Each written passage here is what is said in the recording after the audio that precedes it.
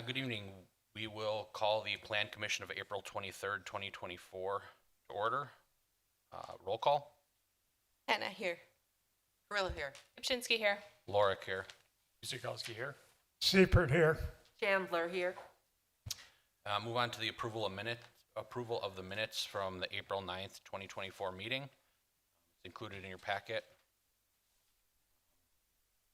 If there's any questions, otherwise I will look for a motion on the minutes. Seipert moves to approve the minutes of April 9th, 2024. Guzikowski will second. Roll call beginning with Hannah. Hannah, aye. Gorilla, aye. Kupczynski, aye. Lorick, aye. Guzikowski, aye. Seipert, aye. Chandler abstains. Item 4, review and discuss report on recent Common Council actions. Carrie? There we go. Thank you, Mr. Chairman. Council approved the following: an ordinance approving a conditional use permit for auto body automotive mechanical repair, truck parking facilities, and outdoor storage on the properties at 9810, 9840, and 9880 South Ridgeview Drive. Also approved a resolution designating park area, should be the park name on a portion of the property at 8430 South Orchard Way as Orchard Way Micro Park. Mr. Chairman. Thank you. Item number 5, review and discuss report on recent Board of Housing and Zoning Appeal actions. There were none. Item 6, review and discuss report on recent quarterly Parks and Recreation Commission actions. Carrie? Thank you, Mr. Chairman. The Parks and Recreation Commission met on March 26th, and they had several discussions, including the recommendation. They actually voted first and made the recommendation to council for the Orchard Hills, Orchard Hills or Orchard Way Micro Park. Sorry, just making sure that we have the correct name. It should be Orchard Way Micro Park. And the decision was adopted by council on April 16th. They also discussed recent common council actions in an effort to make sure that we have communication amongst the boards and commissions. They reviewed the Oak Creek Franklin Joint School District programs and community pool survey. They had a presentation by one of the school officials there regarding particularly the option for the existing high school pool. No official action was taken, as that was just an information item. They discussed the anticipated work schedule for the Abendschein Park entrance. That entrance work is actually slated to begin very shortly and will be completed by the end of August. And then they discussed the anticipated Parks and Open Space Plan update schedule, which does not have a specific date at this point, hoping to begin that sometime this summer. Any questions? Be happy to answer them. Otherwise, Mr. Chairman. Brings us to item 7, new business. Just wanted to make an announcement up front. If anybody is here for item F, discussing a subdivision plat at 9025 South Nicholson Road, that has been removed from the agenda. So that will not be discussed tonight. If anybody else is here for other items that wishes to speak, there are comment forms on the side. Please fill one out and get that to either Carrie or one of us on the panel here. So on to 7A, rezone zoning text amendment. Review request submitted by Michael Faber, Ryan Business Park, LLC, and the City of Oak Creek to amend portions of the FW floodway and FF flood fringe districts affecting the property is at 9514 South 13th Street, 9554, 9556, 9600, 9654, 9700 South 13th Street, 9512 and 9601 South Bartel Court, 741, 835, 901, and 913 West Ryan Road, and to update the zoning and side code to reflect the amendments. Carrie? Thank you, Mr. Chairman. So this is one of the requests for the floodplain and special flood hazard area amendments that had been actually completed between 2021 and 2022.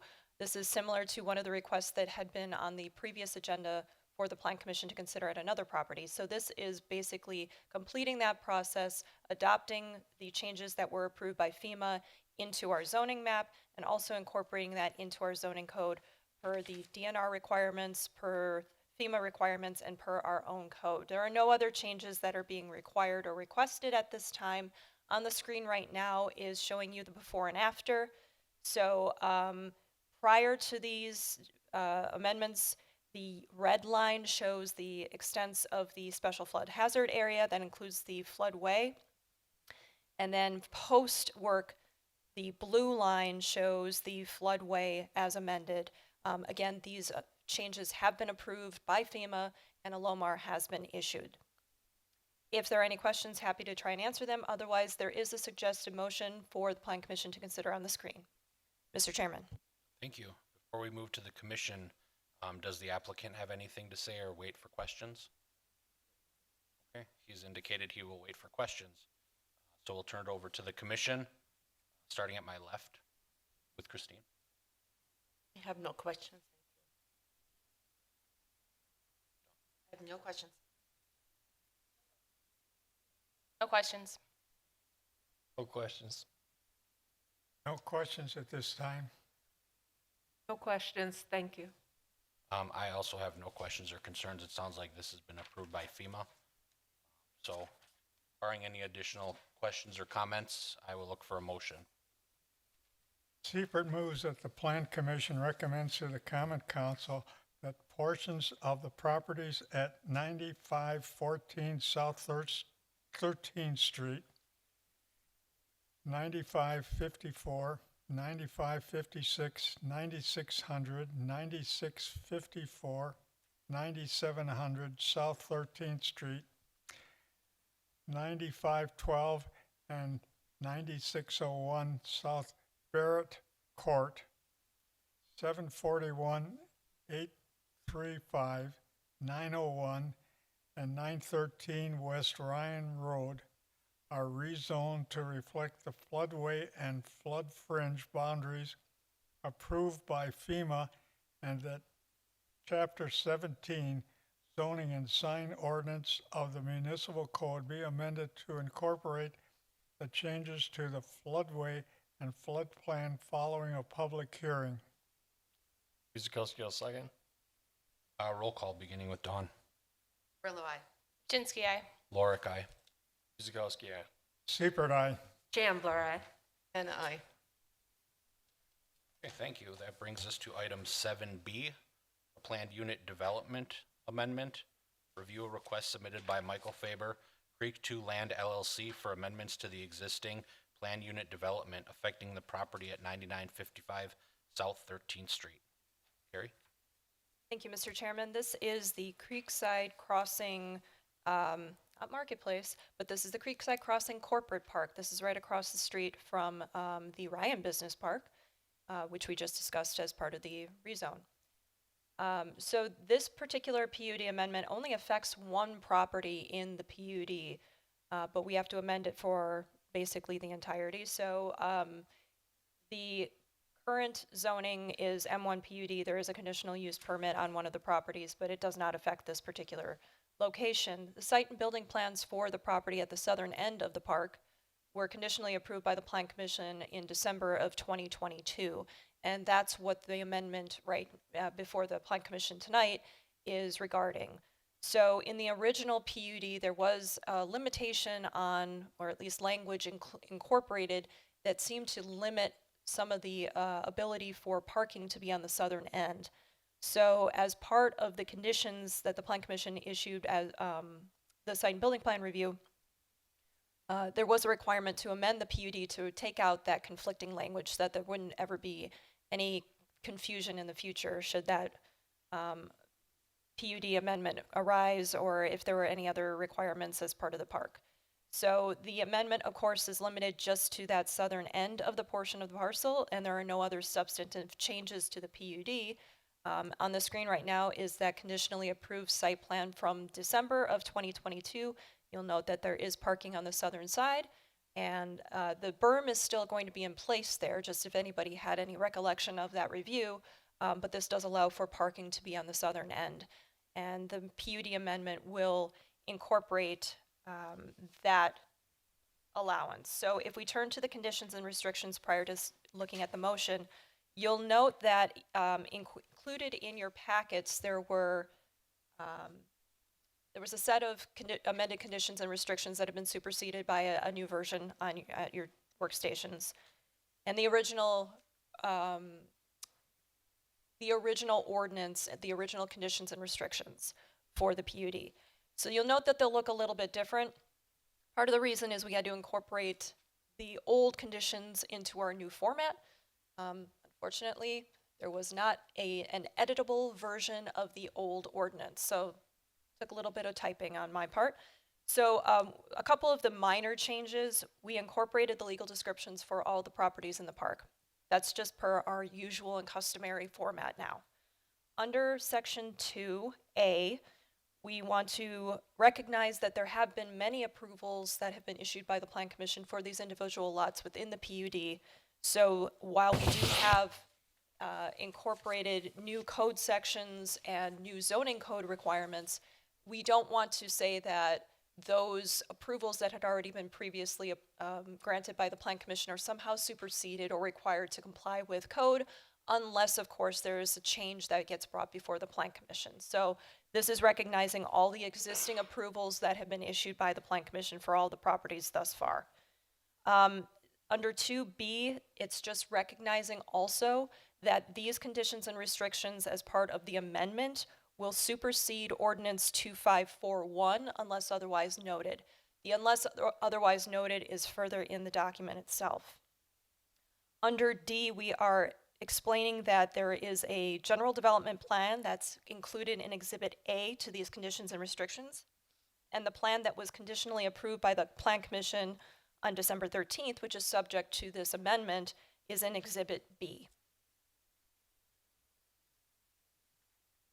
There are no other changes until we get to Section 3 under parking and access, basically stating the exact same language that was in the original ordinance, but including that recognition that plans approved by the Plan Commission are also incorporated here in A and B, and also D. Under Section 4, lighting, again, requirements for compliance with the code and also all plans approved by the Plan Commission. Sections 5, 6, and 7 are referencing back to the original ordinance, and that is included in Exhibit C. It also states for each of these sections that all code sections referenced as amended and all landscaping, architectural, and building and parking setback requirements shall be in accordance with plans approved by the Plan Commission.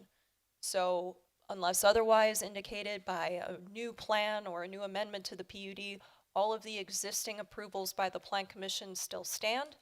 And if there are any changes, there may be a requirement to, in the future, comply with code, but again, we're not requiring that as of right now. We're not trying to make any of the existing properties, quote unquote, non-conforming.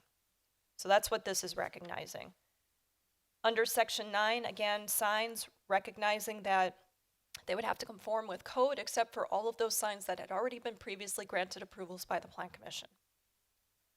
Under Section 11, time of compliance, that is directly copied from the original ordinance. This is not being changed, this is not being amended, this is not something that we are enforcing or requiring now, simply just making this copy-paste so that we have consistency. There are no requirements necessarily for this particular building on this particular property to obtain a building permit in any specific time frame. Sections 12, 13, and 14 and 15 are standard language. The only change to Section 14 is referencing the existing code sections. Exhibit A is just the general development plan that was approved in Ordinance 2541. Exhibit B is that conditionally approved. Apparently there's a lot of L's in conditionally now. I'll change that. 12/13/2022, and then Exhibit C will include the original conditions and restrictions for that ordinance. If there are any questions, happy to try and answer them. Otherwise, there is a suggested motion for the Plan Commission to consider on the screen. Mr. Chairman. Thank you. once again, before we go to commission, does the applicant have anything to present? Okay. He indicated that he will wait for questions, so we will go to my right, beginning with Chauncey. No questions, thank you. No questions at this time. Chris? No questions. I do have a question for the applicant. Is there an anticipated time frame for construction permits, anything like that? I believe the last correspondence that engineering had was through the development agreement, which was about a little over a year ago. So just here's an update on schedule. Thank you, Mr. Chairman, Commissioner. It would be our Sorry. hope. Not to interrupt, we need name and address, please, Oh, it's all right. for the minute. Michael Faber, Capstone Development Company, N17 W24222 Riverwood Drive, Suite 160, Waukesha, Wisconsin 53188. We would prefer to begin as soon as possible this construction season, if that's feasible. The biggest challenge is the debt markets, so being able to get a loan for 50-60% of the capital required to do the building is a very big challenge. I'm cautiously optimistic that that could happen. It will take a bit of time to put the actual construction documents together from the design development set that the Plan Commission had approved. So at the earliest, late summer. Obviously, after you get to October 1st, it doesn't make much sense to break ground, but near the top of my list is to respond to the proposed development agreement that you had prepared at the same time that I'm working on the pro forma and trying to arrange for the debt service. If not, then highly likely for the following construction season. All right, thank you. Appreciate that. Absolutely. Nothing for me. Thank you. My only question, Carrie, the approved plans from 2022, was the parking always on the south? Yes. Oh, okay. I have no other questions.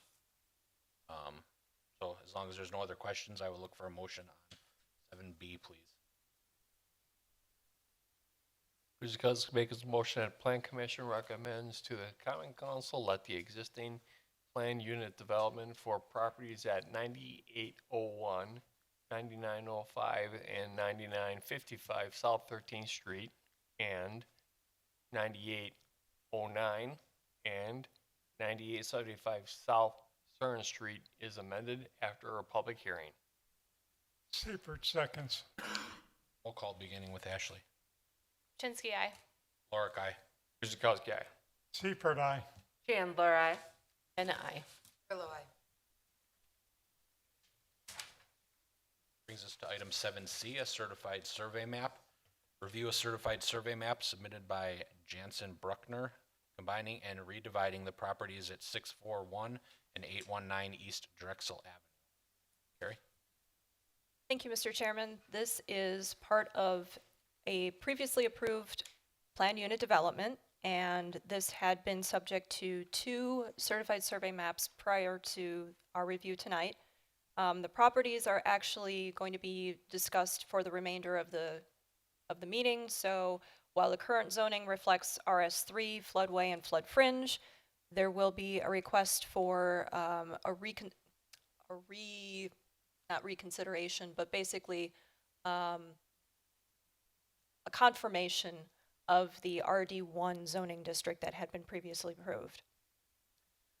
No changes to the floodway or flood fringe, and in this particular certified survey map, the request is to combine and reconfigure and redivide those properties such that there are going to be 4 lots. There are 2 proposed lots that will be for single-family residential, and they are just about 2/10 of an acre each, just under 3/10 of an acre. And then combining the lots that had been previously separated in those other certified survey maps. This is all going to be part of the PUD that we will be discussing, the PUD amendment. So on the screen right now is the proposed certified survey map. Lot 4 had 2 lots previously, and that's going to be combined into a single lot. There's no change to the southeastern parcel that had been reconfigured as part of the previous CSMs.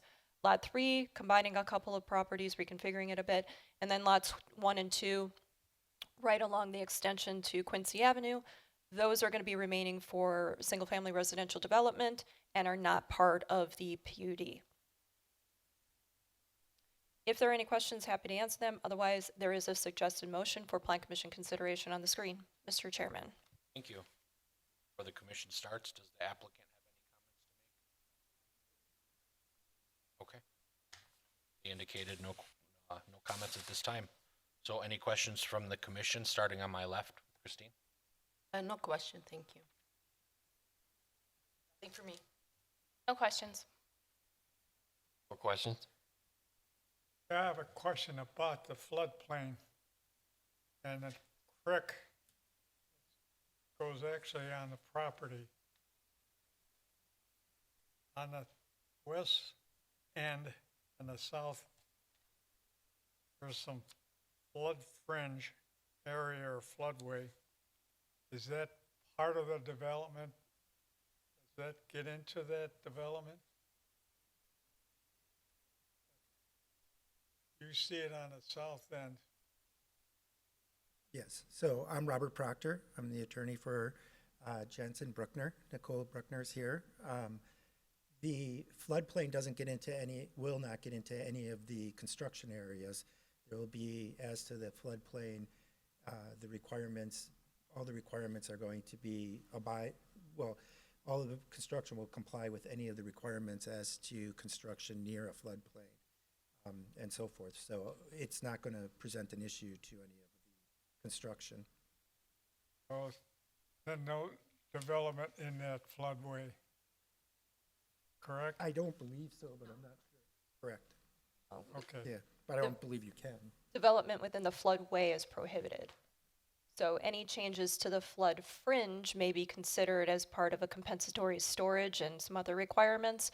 But as far as the CSM is concerned, the CSM is showing the wetlands, the floodway, and the flood fringe, plus the drainage area, the stream, and the future public roads. So that's all incorporated on the CSM. Thank you.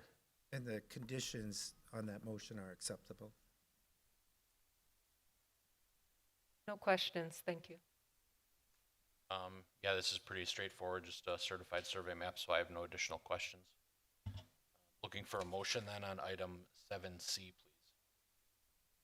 please. Guzekowski makes a motion, Plan Commission recommends to the Common Council that the certified survey map submitted by Ryan Jansen Bruckner LLC for the properties at 641 and 819 R East Drexel Avenue be approved with the following conditions. 1, that the sanitary easement on the south side is shown on the map prior to recording. 2, that the symbology used for the drainage ditch is changed for clarity prior to recording. 3, that all technical corrections, including but not limited to spelling errors, coordinate geometry corrections, and corrections required for compliance with the municipal code and Wisconsin statutes are made prior to recording. Seifert section. Roll call, and I will begin. So Lorick, aye. Guzekowski, aye. Seifert, aye. Jambar, aye. And aye. Grillo, aye. Shinsky, aye. Thank you.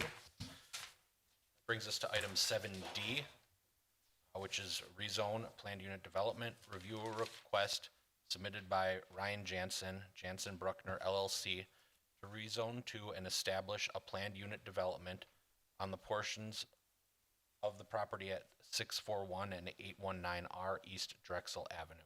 Carrie? Just a correction to be made. This is actually a PUD amendment. So we are asking for the zoning to again be reconfirmed and for amendments to the original plan unit development that had been approved in 2022 for recommendation to the Common Council. And there are no changes to the proposed layout or the number of units that had been included in the original approval for the PUD. The amendments are specifically related to the models of home that had been updated from what was originally approved, a landscaping change to the requirements and a request that had been submitted to the Plan Commission in an email this afternoon regarding the brick or stone depth for the proposed building materials. So just getting right into the amendments, and we have the latest conditions and restrictions at your workstation, so this supersedes anything else that had been submitted as part of your packets. Under section 2, and turning to C, the revised language for the home model states that homes constructed within this plan unit development shall be in conformance with the approved designs in Exhibit C. So building designs for individual homes do not require additional Plan Commission review, provided that they conform to those general development plan and conditions and restrictions in the PUD. Under section F, there was a bit of an error there. The incorrect road name had been represented in the original approval. We have the correct road names represented here, which are South Quincy Avenue, East Quietwood Place, East Trailside Court, and then we also include the utilities, et cetera, that are part of the development agreement requirements. Under J, this is where the landscaping clarification is updated here. The master landscape plan, et cetera, has already been reviewed and approved by the Plan Commission, getting down to about the middle of the paragraph. Landscaping in accordance with the master landscape plan approved by the Plan Commission on January 10th, 2023, shall be installed for each building and associated buffer areas prior to the issuance of an occupancy permit for the requested building. All landscaping around common areas, including but not limited to landscaping around the stormwater pond, shall be installed prior to issuance of the final occupancy permit for the development. Requests for occupancy permits between November 1st and April 30th shall provide a landscape escrow in conformance with local policy requirements. Under section 3, that's where the request for the exterior building materials. Essentially, the request is for a change to the minimum depth or thickness of the masonry or stone veneer from 3 as required by code to 1.5, and that is for the Plan Commission to consider. There is a requirement, well, they did submit a written request, and that was emailed to all of the Plan Commissioners this afternoon. There's also a requirement per code that there be other standards or other supplemental design elements incorporated into the development that would compensate essentially for the modification request. It's not clear in that request that was submitted whether they have incorporated that or what they're going to be incorporating into the development to make up for that standard, but that would be a discussion point for the Plan Commission. But under C, we have the updated language from the code, but also incorporating the request here from 3 to 1.5 inches for that thickness. Under D, deed restrictions, private and condominium bylaws / declarations, while not enforceable through the city, to the extent that they do not violate municipal code or the conditions and restrictions, shall be reviewed and approved by the Plan Commission as part of the required local review process for any condominium plat. Any condominium plat with associated deed restrictions and condominium bylaws or declarations shall be recorded with the Milwaukee County Register of Deeds prior to the issuance of an occupancy permit for any unit in this plan unit development. That removes the previous requirements for the condo plat and declaration to be approved prior to the issuance of a building permit or any other permit for the development of this PUD. So that's allowing the development to move forward before the condo plat, which quite honestly, the condo plat is really dealing more with ownership rather than the development itself. So this is supported by staff. Under section 5, that's just updating to the current code section for lighting plan review. Under section 8, time of compliance, this is actually just an update to comply with statutes. So this is recognizing that PUDs are allowed to have 5 years for compliance, for initiation and construction.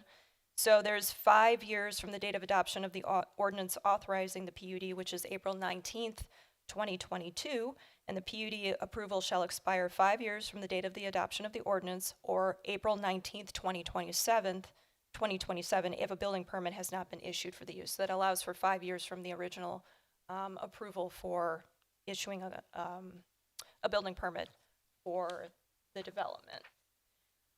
Exhibit A has not changed. That is the general development plan. Exhibit B has also not changed. That's the planned unit development lots. That does not include the existing residential lots or the proposed residential lots that were reviewed in the previous CSM. Exhibit C are the updated home models. That includes the 4 renderings that were received, plus the elevations and the interior floor plans for the new models. So as long as they comply with all the other conditions and restrictions, staff see no issues with the design. They basically just changed some of the colors, moved around a little bit where the materials were, and changed a little bit of the roof. But otherwise, these are fairly close to what was included in the previous version of the PUD. So with that, happy to answer any questions. Otherwise, there is a suggested motion for consideration on the screen. Mr. Chairman. Before we move on to the commission, does the applicant have any comments? Or do you want to wait for questions? Up to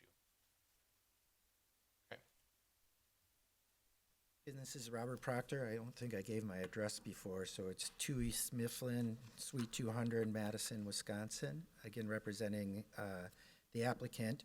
Appreciate staff's report. That was a lot of information really fast, and so I wanted to point out a couple of the points that were important to us because although it was covered, I just want to make sure that our understanding is the same as the city's so that we are all on the same page. So the first one would be on page 2 of our packet, which would be C, that deals with the approved designs. So just so we're clear, there's 5 approved designs. There's 6 floor plans. So that I think led to a little confusion.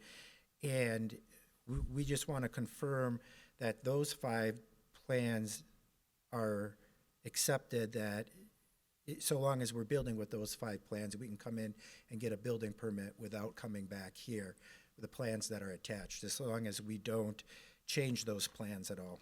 That is correct. The this one's not as important to us, and you may have spoke to it. I didn't. Under J, under the existing Uniform Dwelling Code, I don't believe the city can withhold occupancy permits for not finishing the landscaping. So we had recommended that if the landscaping isn't completed at the time of occupancy, that we would pay a landscape escrow to make sure that the landscaping was done.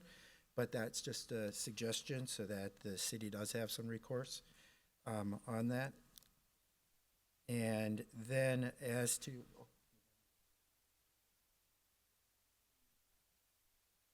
other change that we were That's pointing at. scary. What's that? Nothing. Go ahead. Okay.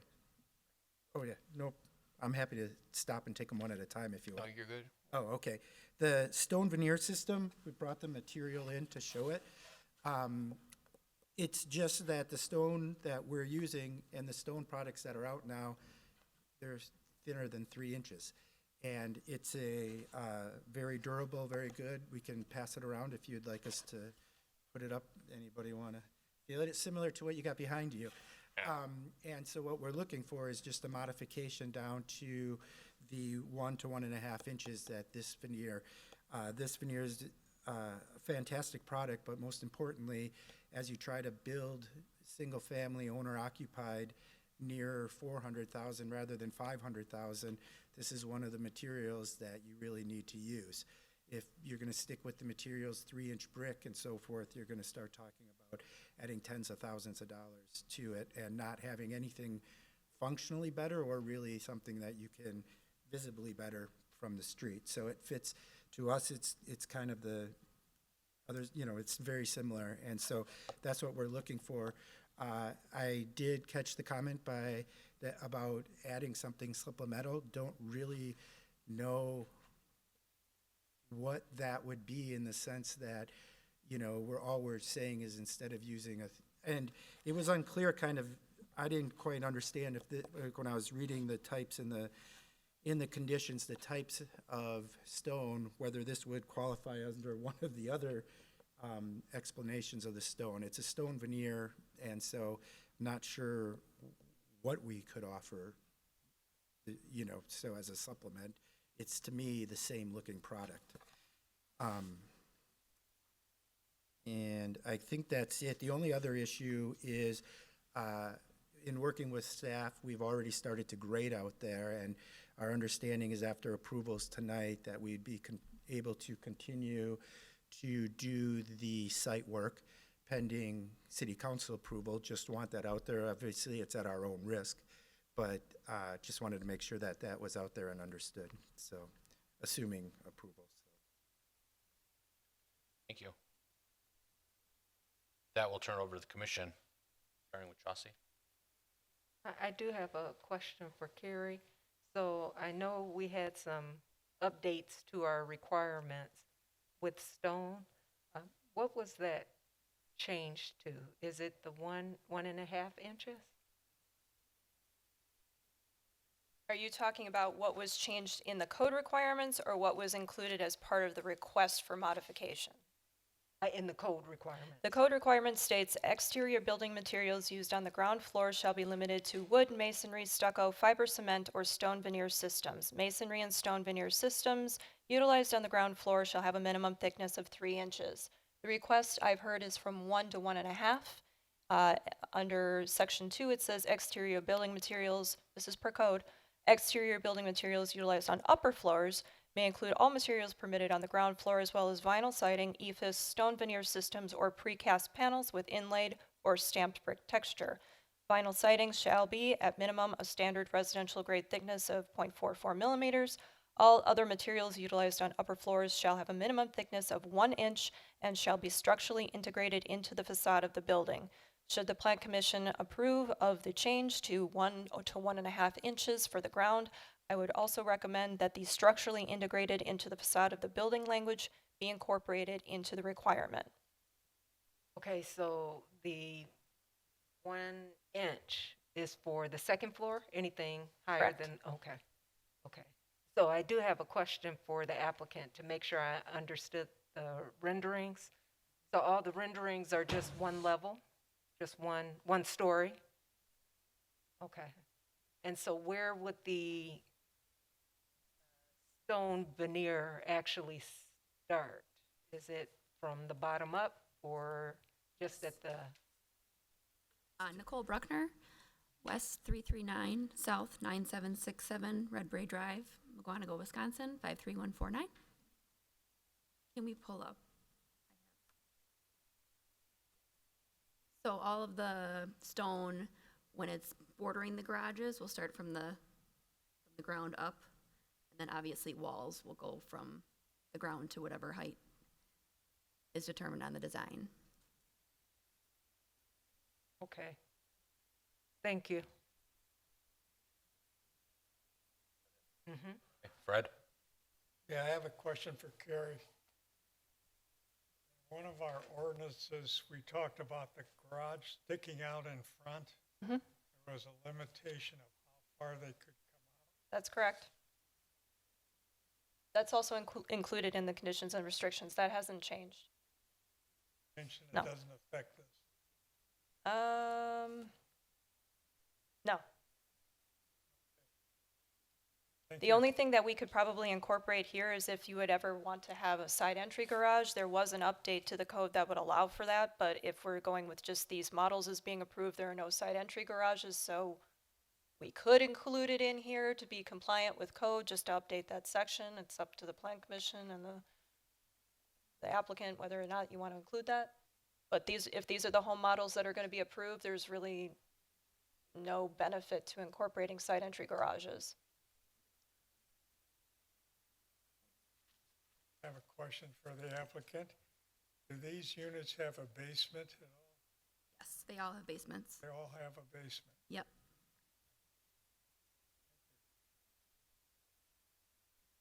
That all, Fred? I have a question about parking also on the street. It seems that we We have kind of narrow streets. Could be a limitation of parking for people. Can you park on the street? That, it's not a private street, is it? No, that's a city, that'd be a city ordinance issue.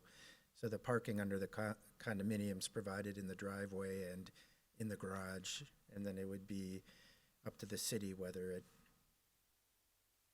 put adopted parking restrictions or not. A little worried about the overflow from the park when they have a major event. Parking could end up in your development. Understood. I appreciate the point, but we don't have the ability to control the street. So, but I appreciate the point. That's important to know. I understand saying that that could be a potential problem when there's a major event at the park. Yeah, and we can make a point in the declaration so people have notice that the only parking that they're guaranteed is in the driveway and in the garage. So. Thank you. Mm-hmm. Okay, thank you. Chris? Could you guys go ahead. We do have side entry models. No, for the garage? Yeah, this is Oh, I got you. Okay. Okay, if there are side entry garages, then we will include the side entry garage requirements, which will be per code.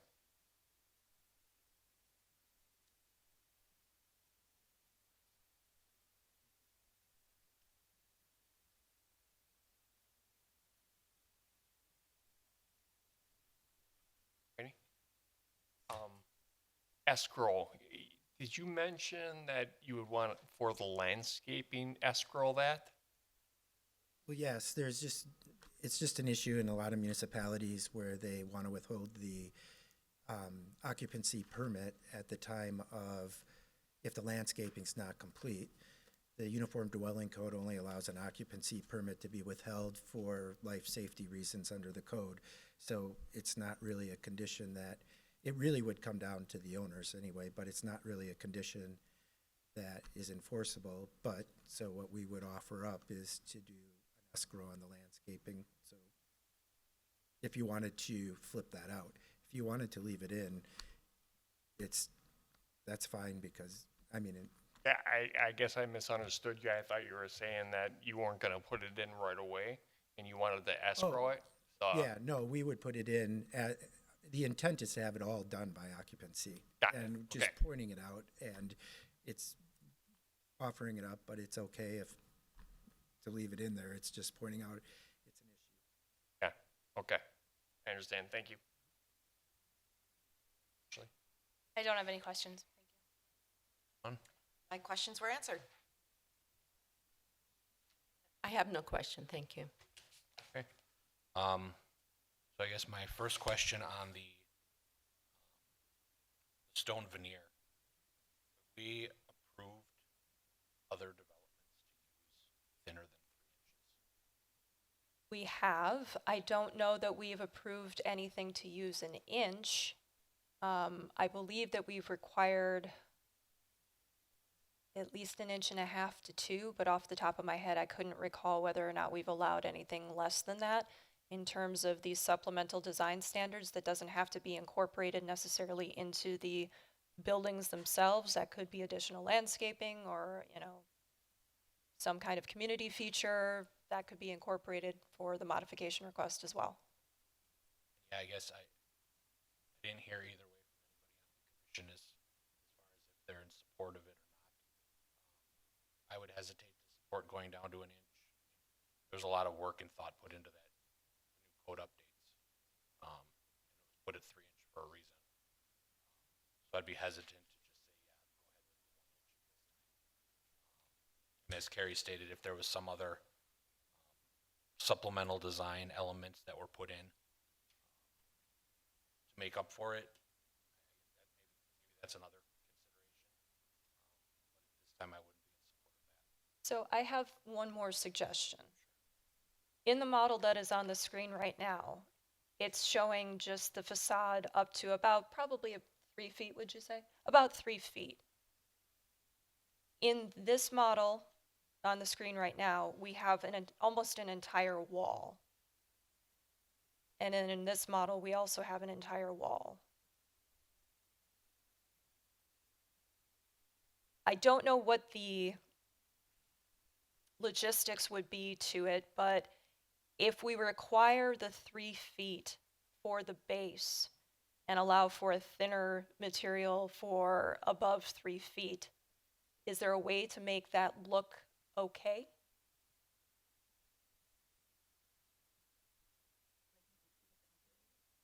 Not necessarily using 2 different materials, but is there a way that we can kind of blend the requirement where maybe it goes from 3 and then just kind of, just gently transitions into the 1.5 or 1 above 3 feet? Like still maintain a 3 foot, or not a 3 foot, but maintain the 3 inches at the 3 feet base and then transition to that thinner material above the 3 feet. Is there a way to make that look okay, or is that just not feasible? I don't think that'd be feasible, just like it. Okay. Okay. Okay. Okay. Not sure that they make the product in 3 inches. I mean, it's kind of the issue. If it's going to be 3-inch brick, you just start talking about significantly increasing the prices. So, I mean, instead of being in the lower 4s, you start getting much higher. And so that was kind of the idea, to get into that owner-occupied price point of single-family owner-occupied, as so many people would prefer to see, rather than always everybody creating multifamily and density in order to deal with the housing issues. Here's an owner-occupied, but you start getting those up, and it becomes a lot harder to sell. So, I mean, I'm not sure. I'm trying to think of a way that we can easily, I mean, if it's going to be different, I think it's 1.5 inches too. And I don't know what the idea was, what they wanted, the other 1.5 gets anybody. Do you know what I mean? You're not going to be able to like look from the street and say, oh, that's 3 inch and this is 1.5 inch. It's a durability issue, and this is a durable product. So that's what we're looking for. It's really to make these more attainable, for the middle class buyer. Especially when you compare that there's vinyl siding there. So I'm not sure, I'm struggling with just Sure. when I look at it. I mean, we would more than happily add something supplemental. And I really very much appreciate the suggestion as looking for something. But I mean, we're landscaping these to sell, like trying to do everything. I mean, I'm struggling in my mind, like, you want another tree in each yard? Do you know what I mean? Like, Right. and I mean that respectfully, like, we can put another tree in each yard, or something to that effect, but I don't know what, it's really, I think that it's a very good material, and Sure. so, And as I said, I mean, obviously, the code was recently updated, and that was what was selected for most likely durability. I'm not a builder, so yeah. I guess I'm not familiar with the product. I'd be in favor of, you had stated the thickness should be increased to match our code. Well, I don't know if anybody else has any other thoughts. I mean, obviously, there's always going to be a more cost-saving material that's out there. But I mean, I personally believe the code was written for a reason. But I'm just one vote on the commission, so we can get other people's takes on the reduction of the 3-inch facade, if anybody else has any opinions on it.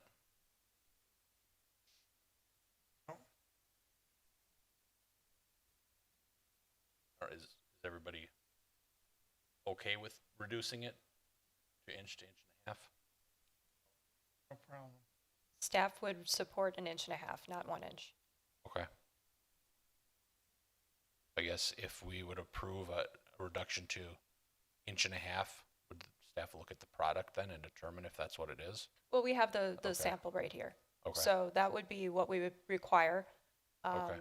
And then appreciate the offer to put in a little bit more landscaping. A tree in each yard is perfectly acceptable. Okay. Well, I guess if staff is okay with supporting 1.5 inches and possibly more landscaping, I would support staff's decision. As far as the escrow for landscaping, I'm fine with that. So, any other questions, comments from commission? Not, we will look for a motion. Oh, sure. So are we able to change it that it's, I don't think your comment. was it being changed that the, landscaping is done per building, not all at once? Yes, so the language reads, landscaping in accordance with the master plan shall be installed for each building and associated buffer areas prior to the issuance of an occupancy permit for the requested building.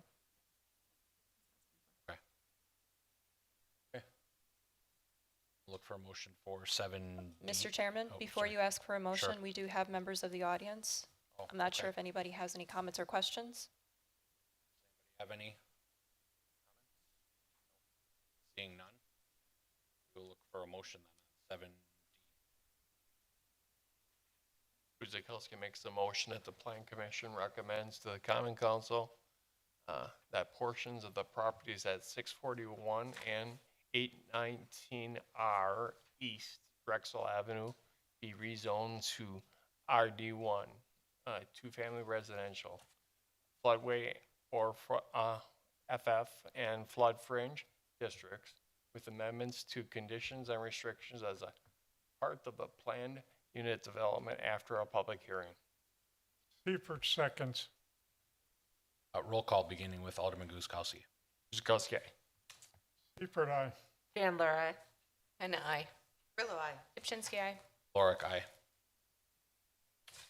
And that brings us to the last item on the agenda, 7E, a condominium plat. A review a request submitted by Jansen Bruckner for a condominium plat affecting portions of the property at 641 and 819 East Drexel Avenue. Carrie? Thank you, Mr. Chairman. This is regarding the remainder of the properties, not including the two single-family residential parcels that were part of the CSM reviewed earlier. So we see the zoning on here as being RD1, floodway, flood fringe, and PUD, recognizing that we have those amendments coming forward before the Common Council.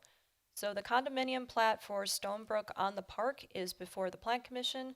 This is really incorporating ownership and association responsibilities for the entirety of the PUD, including the stormwater infrastructure and the maintenance overall of the common areas for the condominium.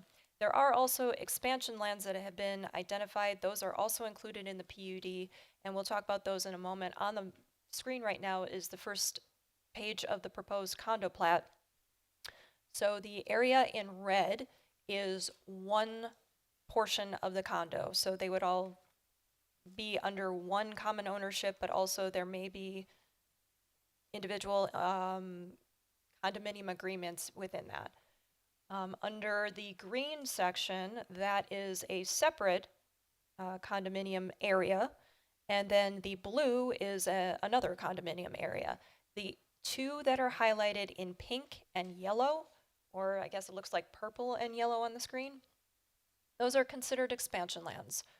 They are still part of the condo, they are still part of the PUD, they are just in, if you will, a different phase from the other units that are on the screen in the other colors.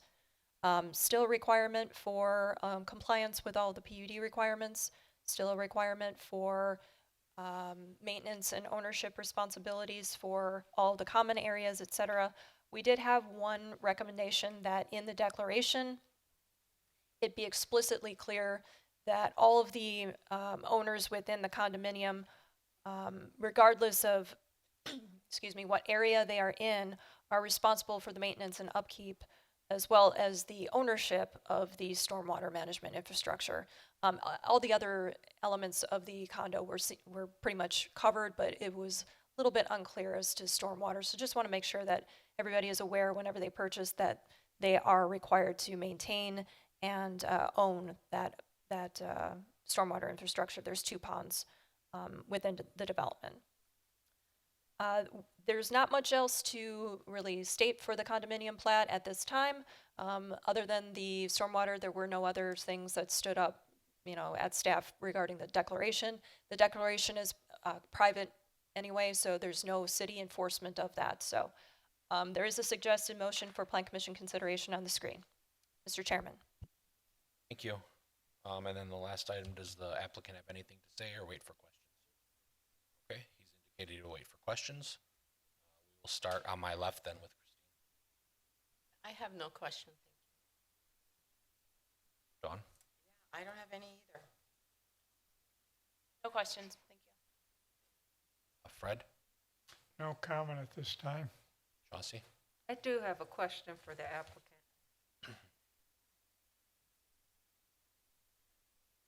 I just want to make sure I'm understanding the terminology here. What's an expandable plat? What does that mean exactly? So in a condominium, it's just a different form of ownership or subdividing than what you're usually used to seeing, like a subdivision plat. And the expandable land is not legally included within the condominium when you first file the declaration in the condominium plat, creating the units, subdividing the land so that people can buy it. But everybody's put on notice that in the future, that the owner may amend the condominium plat and the declaration to add that land to it. I assume it would have to come back on an amendment. I'm asking staff, I guess I should say that. I believe it would have to come back. I haven't looked at your ordinances, but so that may or may not become part of the condominium. But if it does become part of the condominium, then it'll have to come back. There'll be a new plat that will come back and an amendment to the declaration, and all of the unit owners in the new areas will be members of the same association.